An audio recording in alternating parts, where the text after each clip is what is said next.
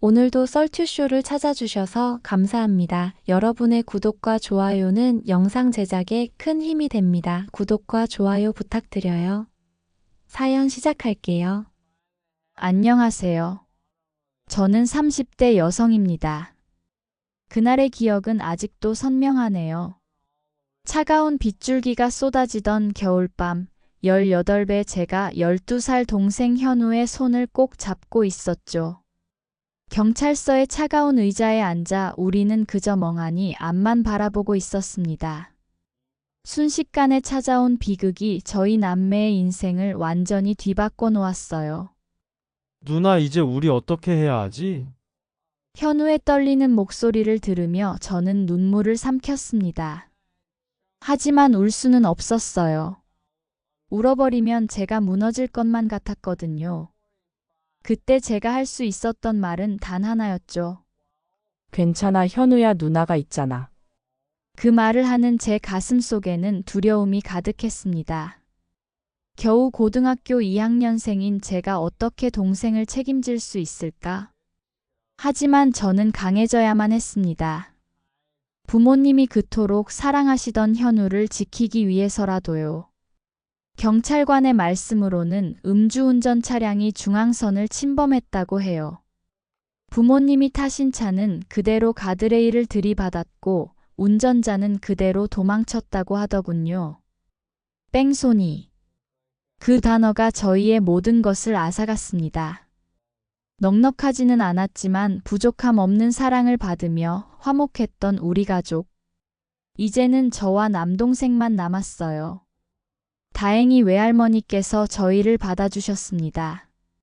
하지만 연세가 많으셔서 경제적인 도움을 받을 순 없었죠.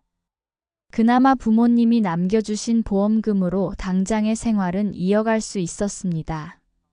하지만 그것도 잠시, 곧 현실이라는 벽에 부딪혔죠. 일단 보험금으로 산다고 해도 앞으로 현우가 크면 그때 가서 당장 돈을 구할 수도 없을 테니까요. 현우야, 이제 누나가 알바를 좀 해야 할 것 같아. 고등학교 2학년 겨울방학, 저는 처음으로 편의점 야간 아르바이트를 시작했습니다. 밤 10시부터 새벽 6시까지. 처음에는 무서웠습니다.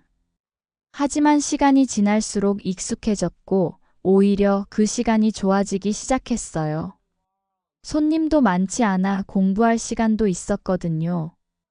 누나, 나도 알바 할래. 누나 너무 힘들어 보여. 가끔 현우가 그런 말을 할 때면 저는 더욱 단호해졌습니다. 안 돼, 넌 공부만 해. 우리 현우 의사 되는 게 꿈이잖아. 누나는 힘들지 않아. 그렇게 말하고 나면 항상 현우의 눈시울이 붉어졌죠. 하지만 그 모습을 보며 저는 더욱 힘을 낼 수 있었습니다. 현우의 꿈을 위해서라면 어떤 고난도 이겨낼 수 있다고 믿었으니까요. 주말에는 식당에서 서빙 아르바이트도 했습니다. 아침 9시부터 저녁 9시까지 12시간 동안 쉴 새 없이 일했죠.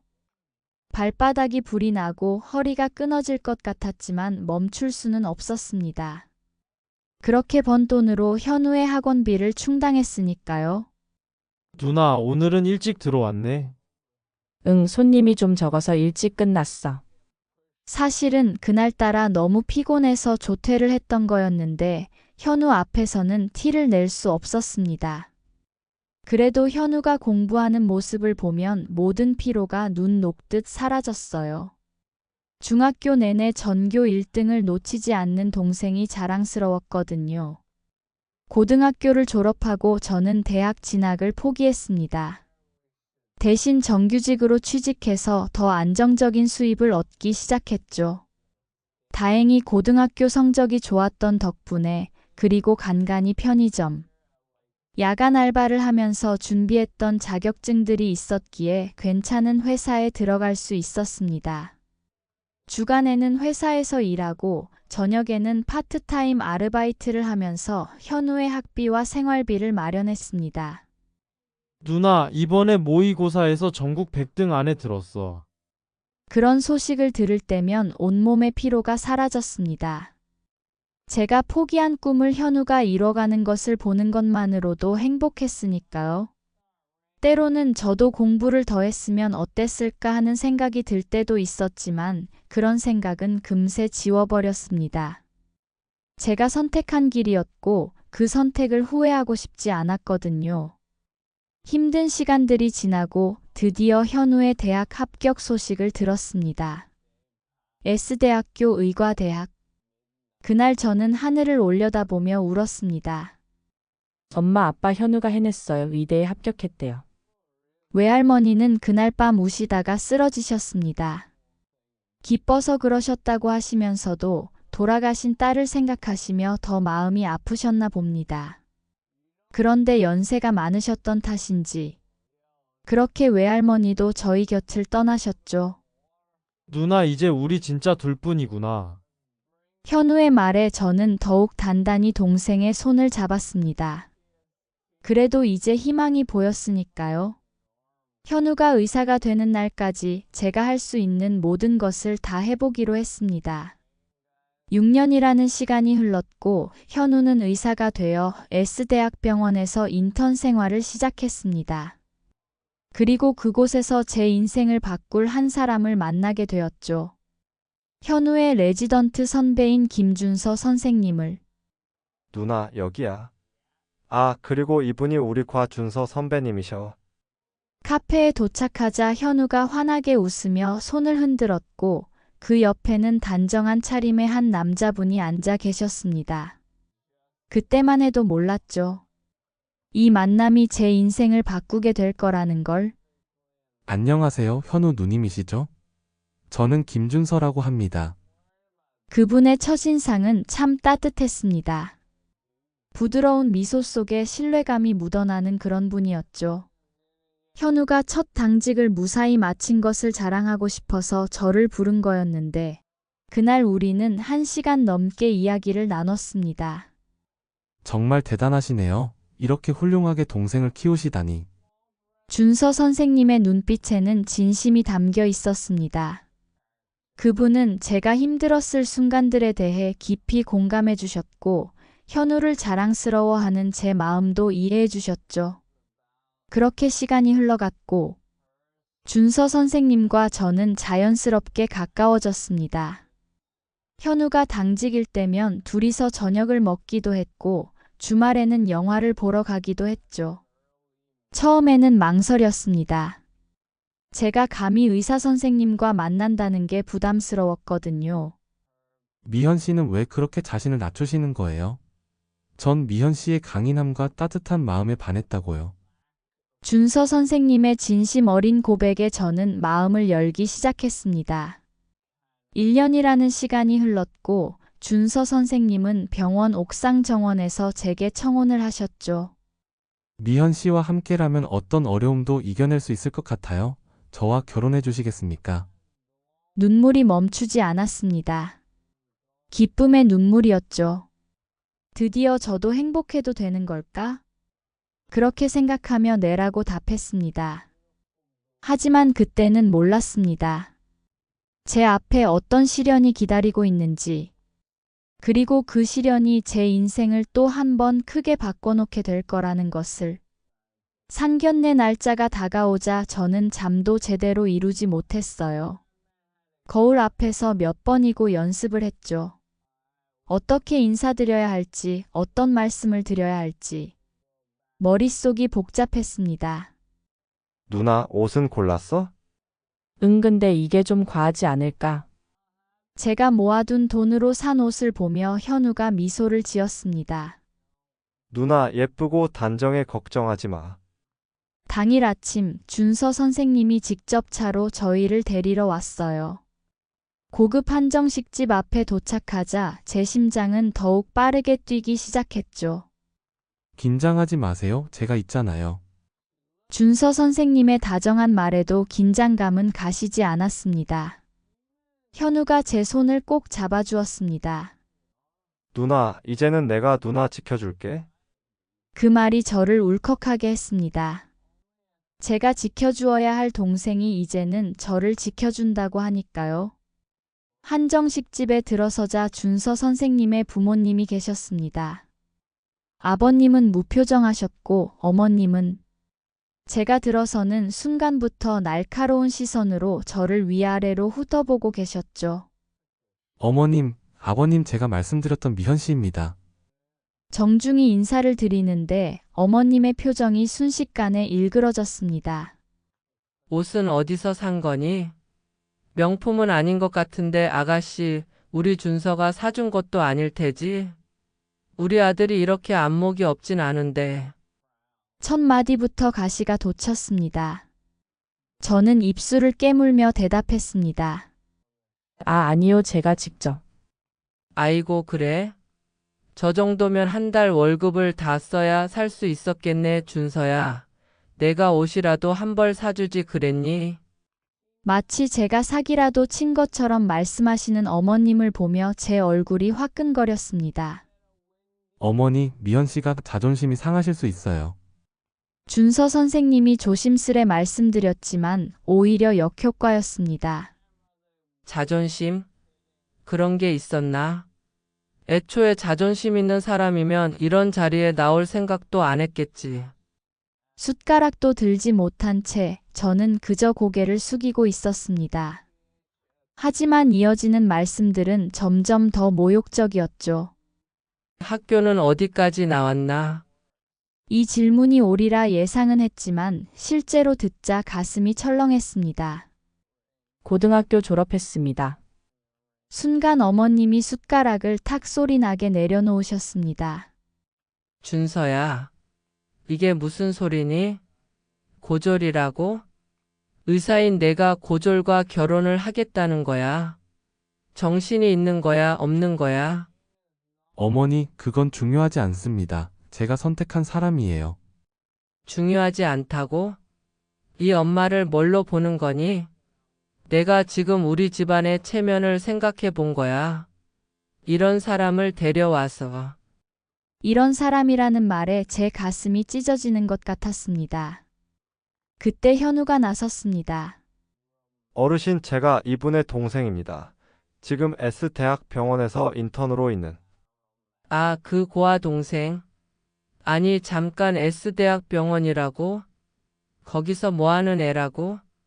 어머님의 태도가 순간 달라졌습니다. 현우가 의사라는 사실이 새로운 정보였던 모양이었죠. 네, 지금 신경외과. 아이고, 그랬구나. 그런데 왜 진작 말을 안 했니? 아가씨 동생분이 의사시라면서요? 우리 준서랑 같은 병원이네. 갑자기 달라진 어머님의 태도가 더욱 불편하게 느껴졌습니다. 하지만 이어진 말씀은 더욱 충격적이었죠. 그래도 고아는 고아지 내가 의사가 됐다고 해서 신분이 달라지는 건 아니잖니? 어디 명문가의 자제들과 어울릴 수 있다고 생각하니? 현우의 얼굴이 새빨개졌습니다. 누나가 얼마나 고생하셨는지 아세요? 저를 키우기 위해서. 그래서 뭐 우리가 고마워해야 하나? 내 누나 덕분에 내가 의사가 됐다고? 웃기지 말아요. 결국 둘 다 부모 없는 고아들인데 우리 준서가 자기 분수에 맞는 집안의 딸을 만났어야 하는데. 어머니, 제발 그만하세요. 준서 선생님이 버럭 소리를 지르며 일어났습니다. 앉아라. 내가 뭘 안다고 그러느냐? 아버님의 호통에 준서 선생님은 주먹을 불끈 쥔 채 자리에 앉으셨습니다.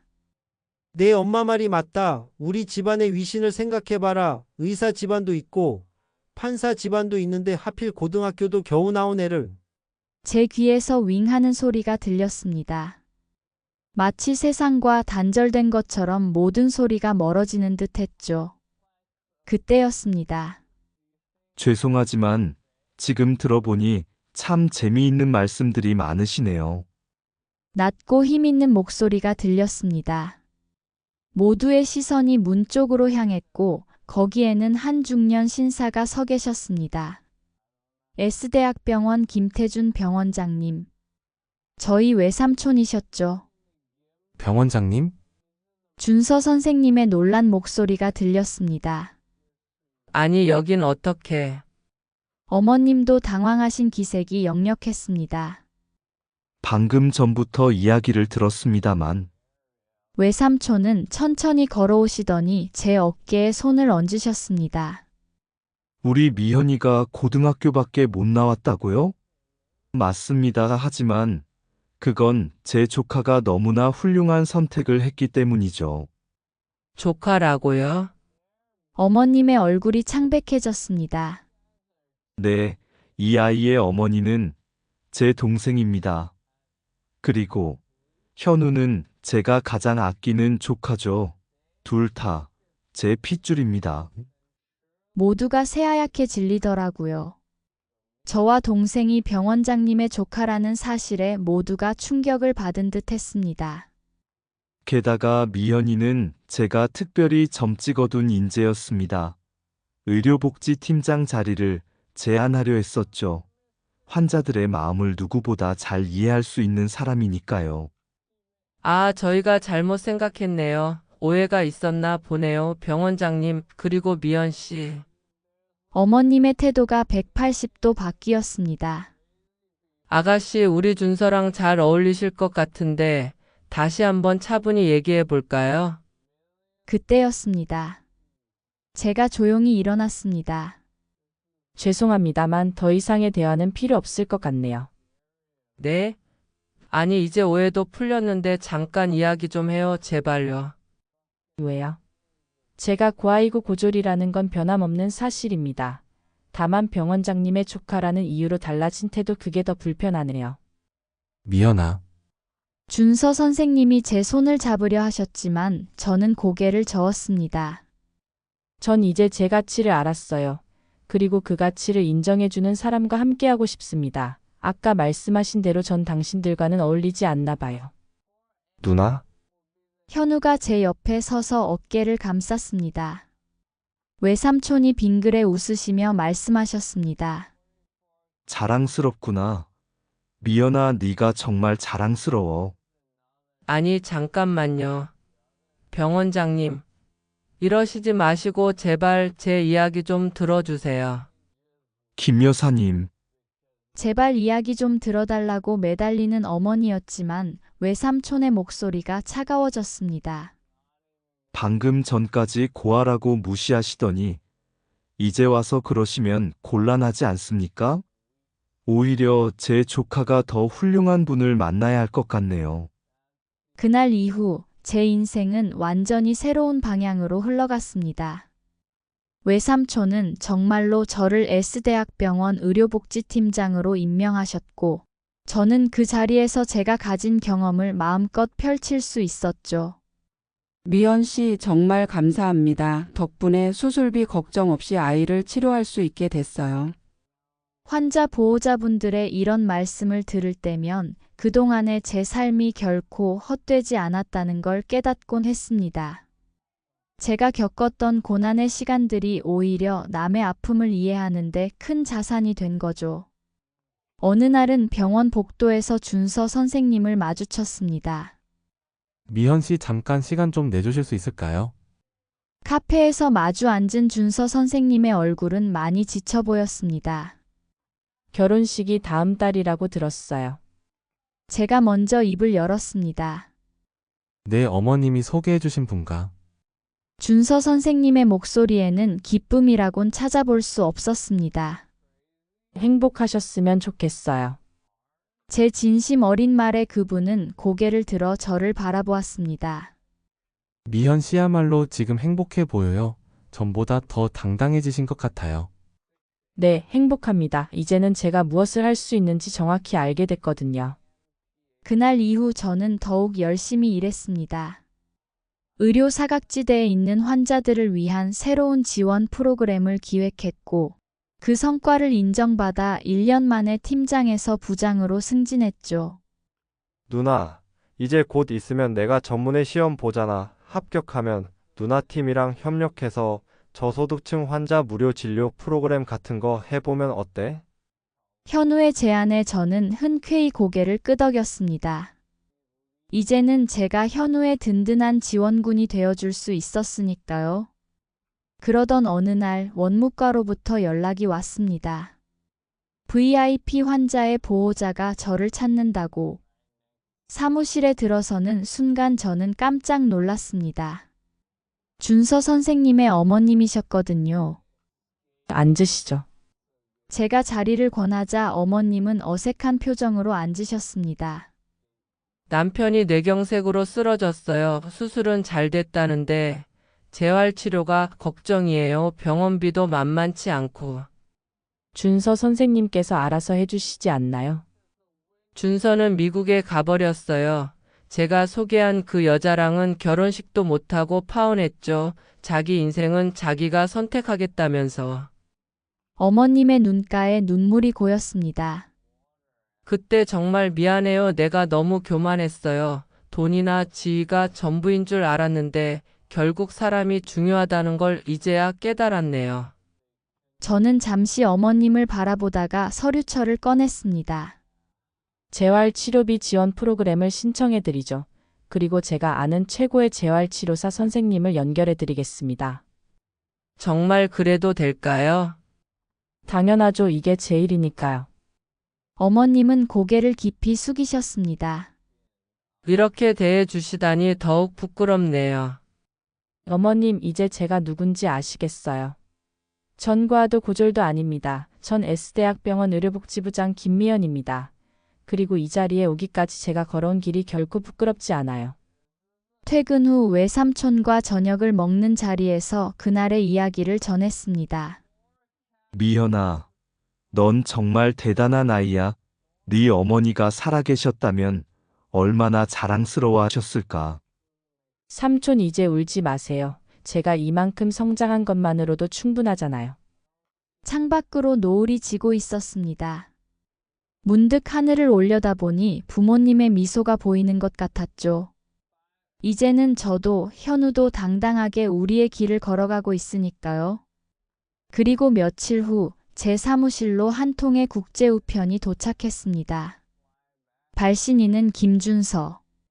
미국에서 온 편지였습니다.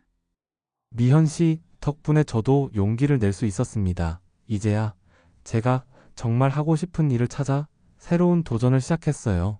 그때 미현 씨가 보여주신 용기가 저에게도 큰 깨달음을 주었거든요. 편지를 읽으며 미소 지었습니다. 이제는 모두가 자신만의 길을 찾아가고 있는 것 같아 기뻤으니까요. 부장님, 회의 시작할 시간입니다. 네, 곧 가겠습니다. 거울 속에 제 모습이 환하게 웃고 있었습니다. 진정한 가치는 겉모습이나 학력이 아닌 자신의 삶을 당당하게 살아가는 방식에 있다는 것을 깨달았어요.